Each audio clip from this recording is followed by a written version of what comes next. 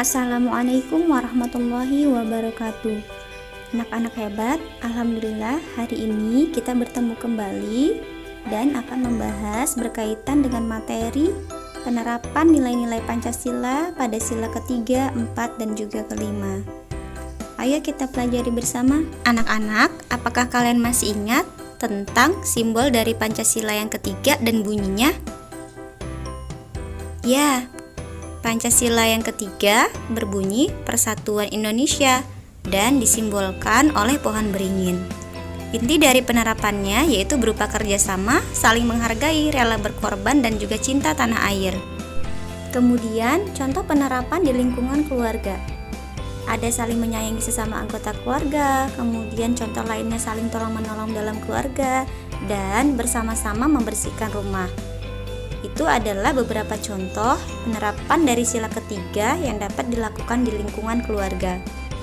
Kemudian selanjutnya, contoh penerapan sila ketiga di lingkungan sekolah. Ada berupa menghargai dan saling menghormati antar siswa, guru, dan karyawan. Kemudian kerja bakti membersihkan lingkungan sekolah, melaksanakan piket bersama-sama, mengikuti upacara bendera dengan baik, menggunakan bahasa Indonesia yang baik dan benar. Nah, itu tadi beberapa contoh yang bisa kita lakukan penerapannya untuk sila ketiga di lingkungan sekolah ya anak-anak. Nah, kemudian bagaimana di lingkungan masyarakat? Nah, ini dia contohnya. Contohnya, kita bisa gotong royong membangun fasilitas umum ya, seperti masjid, musola, TPA, dan lain sebagainya.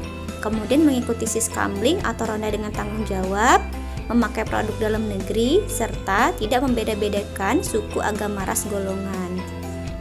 Itu adalah contoh penerapan sila ketiga di lingkungan masyarakat.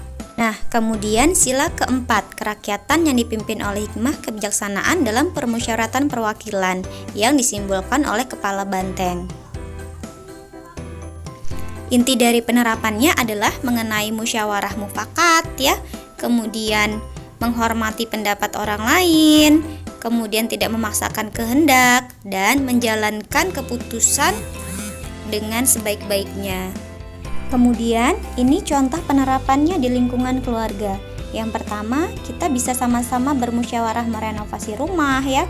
Kemudian bisa bermusyawarah berkaitan dengan pembagian tugas anggota keluarga, pembentukan panitia acara perkawinan misalkan, kemudian membahas rekreasi keluarga dan lain sebagainya, serta bermusyawarah pembagian harta waris. Nah, itu contoh penerapan dari sila keempat ya yang ada di lingkungan keluarga.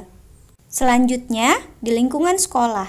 Contohnya adalah pembagian tugas piket harian, kemudian pemilihan ketua kelas, diskusi kelompok, serta mengajukan usulan wisata sekolah. Ini biasanya di kelas-kelas tinggi ya, seperti SMA ataupun di bangku-bangku perkuliahan. Kemudian berikutnya contoh penerapan sila keempat di lingkungan masyarakat. Contohnya adalah bermusyawarah pembangunan desa, kemudian pemilihan ketua RT atau RW ya, kemudian pemilihan kepala daerah atau pada saat pilkada atau pemilu, dan contoh lainnya adalah menyelesaikan masalah keamanan lingkungan. Kemudian berikutnya sila kelima yang ditandai oleh atau dilambangkan oleh padi dan kapas yang berbunyi keadilan sosial bagi seluruh rakyat Indonesia.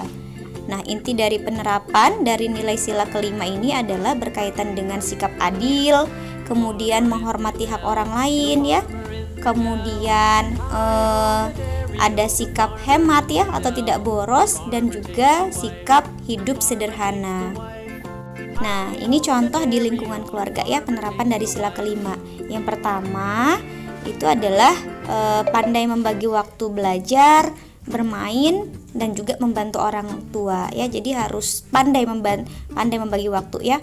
Kemudian berikutnya ada hidup hemat, kemudian mengutamakan kebutuhan pokok, dan juga pembagian tugas yang adil di rumah, serta kerja keras sesuai dengan kemampuan.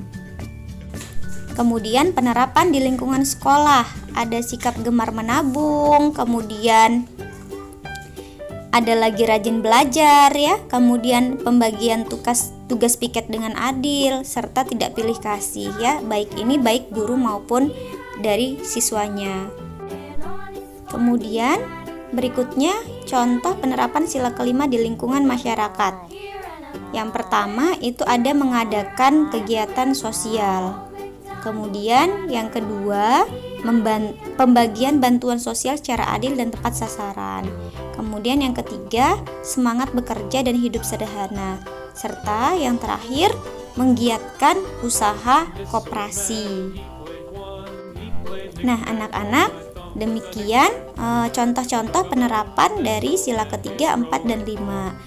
Pesan ibu bahwasanya Pancasila itu tidak hanya dihafalkan ya nak, tapi perlu diamalkan ya. Terima kasih, sampai bertemu lagi di pembelajaran berikutnya. Wassalamualaikum warahmatullahi wabarakatuh.